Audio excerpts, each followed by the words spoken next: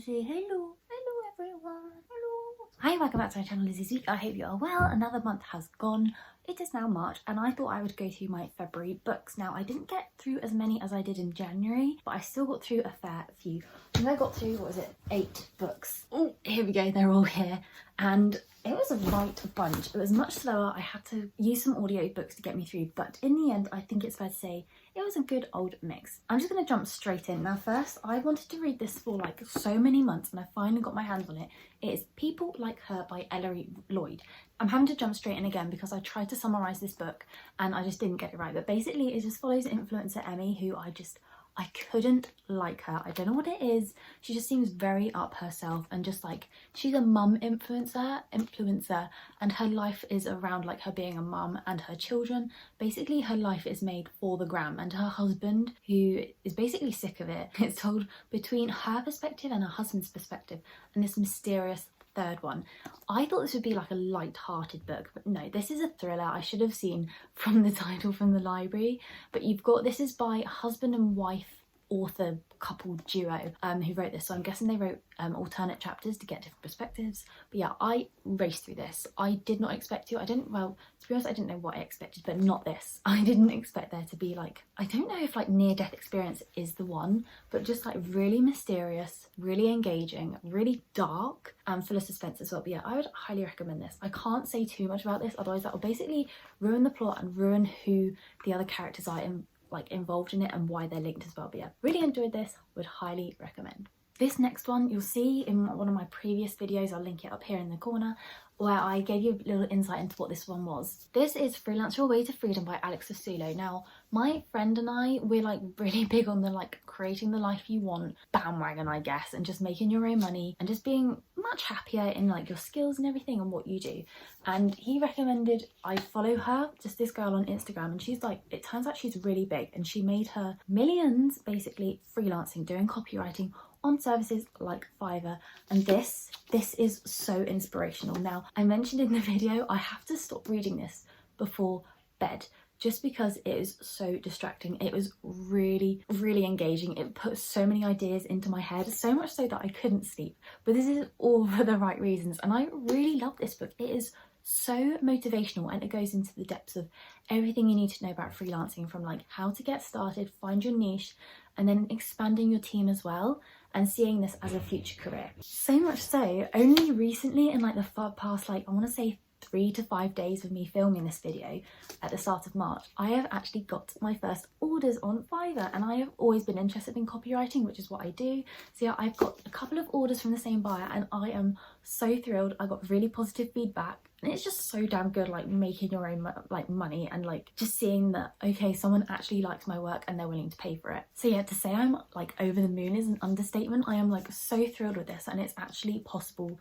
to make the life you want. It's just pure grind, and even though it's like a little side hustle at the minute, I'm pretty pleased with that. But yeah, if you are like thinking of going down the freelancing route, I would highly recommend this. Although it is mainly aimed at like the USA in terms of like legal stuff and all that, and some bits of advice, the whole like concept of it mainly applies to freelancing around the world, so it's yours to do with as you please. I'm now going to keep this on my bookshelf so I've got something to refer to in the future, because I would highly recommend reading this again. Next up, again, this was in the other video I mentioned. This I've had on like my reading list since the beginning of the year, where I actually started it on my Kindle and it has been really slow. It is The No Show by Beth. Now, I loved her The Flat Share, the book, which I also want to watch on Paramount, which I believe has got the women from Downton Abbey in it, so yeah, I really want to watch that. But this, let me tell you, it was slow for me for a reason. Now, the concept, the premise of this is really cute, really sweet. It follows 3 women who have basically showed up on a date by the same guy, Mr. Joseph Carter. I don't know what it is about this, but it just didn't grab me, hence it being so slow, because I usually like race through books and this one just wasn't doing it for me. And like so much so, I can't really remember the characters' names. I just remember there was Joseph the guy, Siobhan, Miranda and Jane, following them in each of their lives basically. To be honest, I couldn't tell you much more. All I would say is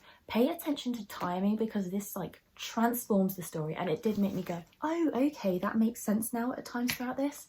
But in terms of that, yeah, I will continue reading more of her books just because I love her style of writing, but this so far, it just wasn't the one. But I would recommend the flat share and the road trip if you haven't done so already. It's no surprise that this one took me only 2 days to read. It is Colleen Hoover, All Your Perfects. Now, I love this author. All her books that I've read are so captivating and just a pure damn good love story.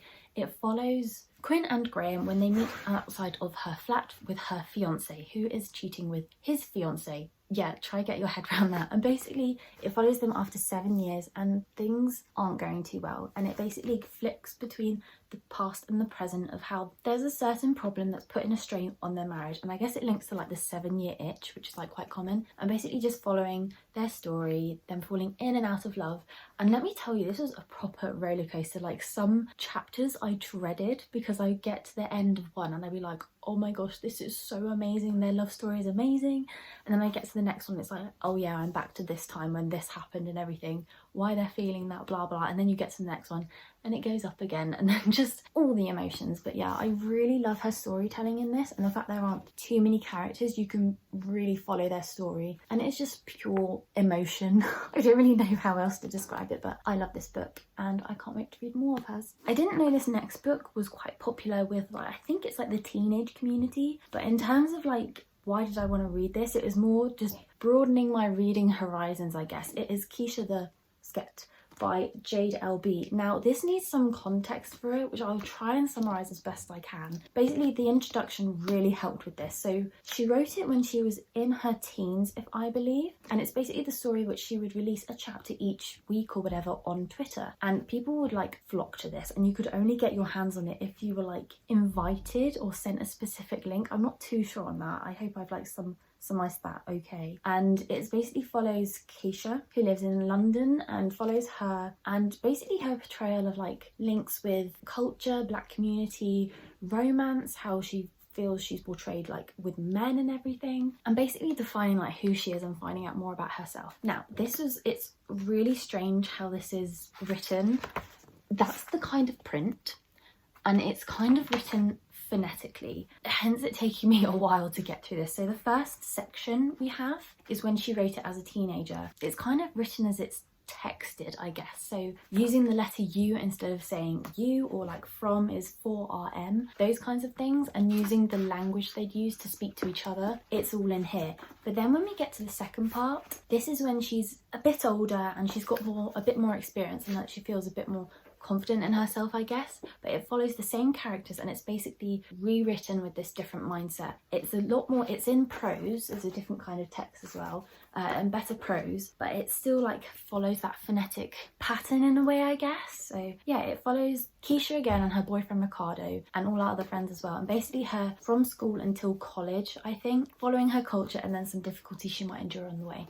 And then I love the bit at the end where it has these essays from people in her community like Candice Carty-Williams. I really enjoyed her essay, basically summarising how she related to this when it came out. She would always look forward to this coming out on Twitter and just being able to read something, because it was predominantly white authors when they were younger, so it felt quite refreshing to have something really, really relatable and just like represents them in their community. And then there are other ones as well, and then followed by like a one-to-one conversation transcript, I guess, in the end. Yeah, it was a bit difficult to read, but I really enjoyed this. It was quite funny at times, but also like I had to like hide behind my hand at times just because it was so raw, because she's admitted in the introduction her portrayal of like sex and relationships is quite rough and disturbing, and she admits that with like hindsight and everything. But yeah, really eye-opening and great if you're open to reading diverse works of fiction. I have a handful more books left, and this one was like probably my chunkiest yet. It is People Like Us by Louise Fein.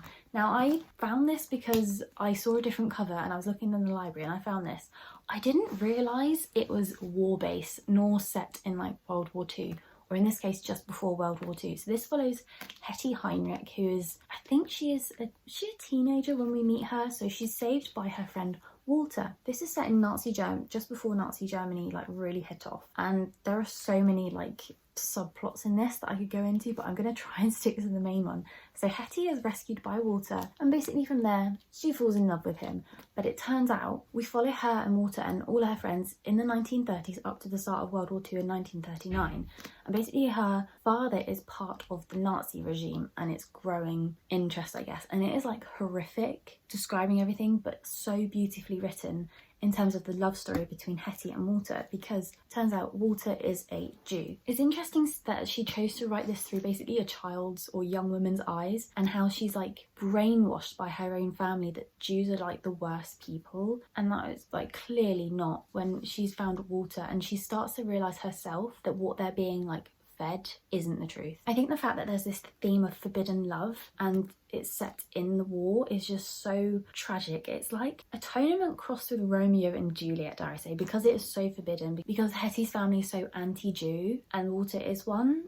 This can never happen, but Hetty and Walter fall so in love, and I just fell in love with them, to be honest. But yeah, things go very downhill, and it's, I guess, crossed with like Anne Frank's experience, detailing how some families hid in lofts and everything. Again, I'm sorry I can't be more helpful, but I can't go into much more of it without giving it away. But yeah, this is, the author said this is inspired by her own life. It's not set on real events, but yeah, inspired by people who went through like the same tragic thing of being separated and everything. And it's just whether Hetty and Walter will be able to fulfill their love and go with each other in the future.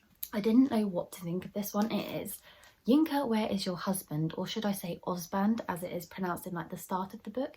It follows Yinka and her family and her friends, who are basically all getting married, all having babies and everything, and her ex-partner is now engaged to this really hot woman, and she's just there on her own until this other guy comes along. But is he the one? Does she want the one? And it's basically a tale of like self-love and acceptance, and her friends being there and just battling like friendship and then family as well, because there's culture that you have to marry, you have to have babies, and she just lost her secure job in like business operations and finance, so she's got that, which she's trying to keep a secret of as well. But it's whether she wants to go back to her roots of working for like a charity, and basically seeing if she will find a husband in time for her friend's wedding as her +1, or if she even wants one. I was really torn with this. At times I was like, oh, this is quite like light-hearted, just it was funny, it did what it had to amongst all those other novels I was reading. I wasn't blown away. This is more like another like average love story kind of chick lit in a way. Ideal if you're up for some like comic laughs, but other than that it was okay. Yeah. My final book, which I literally finished last night, is by Jessie Cave, and it is Sunset. Now this is actually written by the woman who plays Lavender Brown in the Harry Potter series. It follows sisters Ruth and Hannah, and they go on holiday, but something tragic happens, and it basically follows one of the sisters as they try to deal with what's happened, basically finding their way. They're a bit lost, and it is just a beautiful tale between the sisters. I really enjoyed this, although I did get a bit confused because it would jump between like the present, then them being on holiday, and then back in the day to show their sisterly bond. So it did take a while for me to get my head around it. I will say there is like no story really. It's just following the tale of these sisters and their friendship, which is like so pure, and actually like they sound like the best of friends, and just like how one is dealing with grief, should we say. So I don't know if I could like deal with the emotion of this one again, because it is just so up and down. Yeah, I really enjoyed this. It's really sweet as well, and just a good way of like summarising relationships and how those sisters basically are perfect and love each other. But yeah, those are all my books for the month. If you like this, please give it a thumbs up. I hope you enjoyed it. Hit subscribe, it was great to have you here, and I look forward to seeing you again soon. Bye.